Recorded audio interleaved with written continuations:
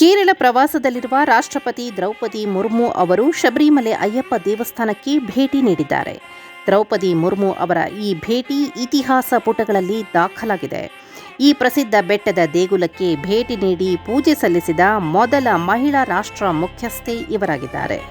ರಾಷ್ಟ್ರಪತಿಯವರು ಎಲ್ಲ ಸಾಂಪ್ರದಾಯಿಕ ಪದ್ಧತಿಗಳನ್ನು ಅನುಸರಿಸಿ ಅಯ್ಯಪ್ಪ ಭಕ್ತರ ಪವಿತ್ರ ಇರುಮುಡಿ ಕಟ್ಟು ಹೊತ್ತು ದೇವಸ್ಥಾನಕ್ಕೆ ಭೇಟಿ ನೀಡಿದ್ದಾರೆ.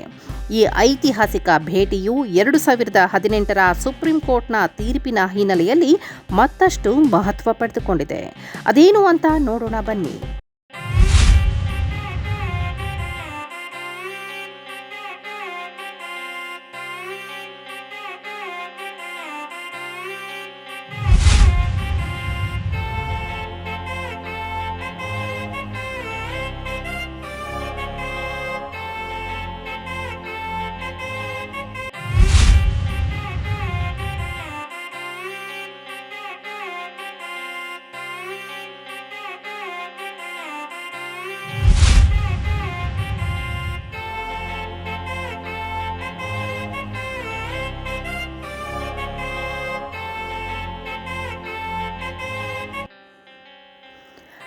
ರಾಷ್ಟ್ರಪತಿ ದ್ರೌಪದಿ ಮುರ್ಮು ಅವರ ಈ ಭೇಟಿ ಸಾಂಕೇತಿಕವಾಗಿ ಬಹಳ ಮಹತ್ವವನ್ನು ಪಡೆದುಕೊಂಡಿದೆ.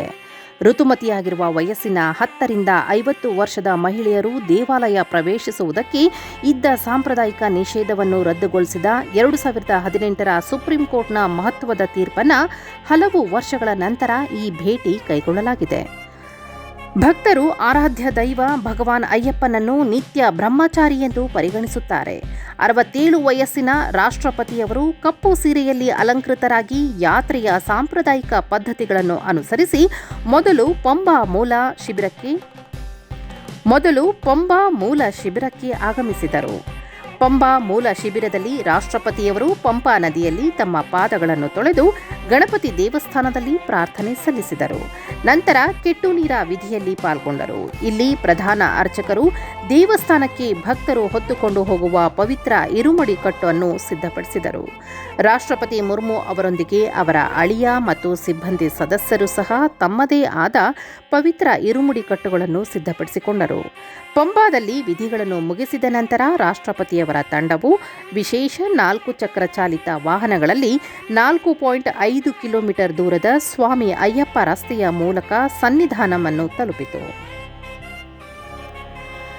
ಸನ್ನಿಧಾನಂನಲ್ಲಿ ದೇವಾಲಯದ ಮುಖ್ಯ ಅರ್ಚಕರು ರಾಷ್ಟ್ರಪತಿ ಮುರ್ಮು ಅವರನ್ನು ಪೂರ್ಣ ಕುಂಭದೊಂದಿಗೆ ಔಪಚಾರಿಕವಾಗಿ ಸ್ವಾಗತಿಸಿದರು. ತಮ್ಮ ತಲೆಯ ಮೇಲೆ ಪವಿತ್ರ ಇರುಮುಡಿಯನ್ನು ಹೊತ್ತುಕೊಂಡು ಅವರು ಮುಖ್ಯ ಗರ್ಭಗುಡಿಗೆ ಹೋಗುವ 18 ಪವಿತ್ರ ಮೆಟ್ಟಿಲುಗಳನ್ನು ಹತ್ತಿದರು. ಭಗವಾನ್ ಅಯ್ಯಪ್ಪನವರ ದರ್ಶನ ಪಡೆದ ನಂತರ ಅವರ ಇರುಮುಡಿ ಕಟ್ಟನ್ನು ಪ್ರಧಾನ ಅರ್ಚಕರು ಪೂಜೆಗಾಗಿ ತೆಗೆದುಕೊಂಡರು.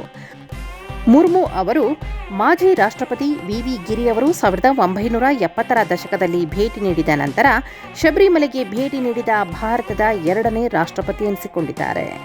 ಈ ಭೇಟಿಯ ಕುರಿತು ಪ್ರತಿಕ್ರಿಯಿಸಿದ ಬಿಜೆಪಿ ಸಂಸದ ಬಂಡಿ ಸಂಜಯ್ ಕುಮಾರ್, ಅವರಿಗೆ 67 ವರ್ಷ, ಅವರು ಯಾವುದೇ ನಿಯಮಗಳನ್ನು ಮುರಿದಿಲ್ಲ, ಯಾವುದೇ ನಂಬಿಕೆಗೆ ಧಕ್ಕೆ ತಂದಿಲ್ಲ, ಬದಲಿಗೆ ಅದನ್ನು ಗೌರವಿಸಿದ್ದಾರೆ. ಹೀಗೆ ಮಾಡುವ ಮೂಲಕ ಅವರು ಇರುಮುಡಿಯನ್ನು ಹೊತ್ತು ಅಯ್ಯಪ್ಪನ ಮುಂದೆ ನಮಸ್ಕರಿಸಿದ ಇತಿಹಾಸದಲ್ಲಿ ಮೊದಲ ರಾಷ್ಟ್ರಪತಿಯಾದರು ಎಂದು ಶ್ಲಾಘಿಸಿದ್ದಾರೆ.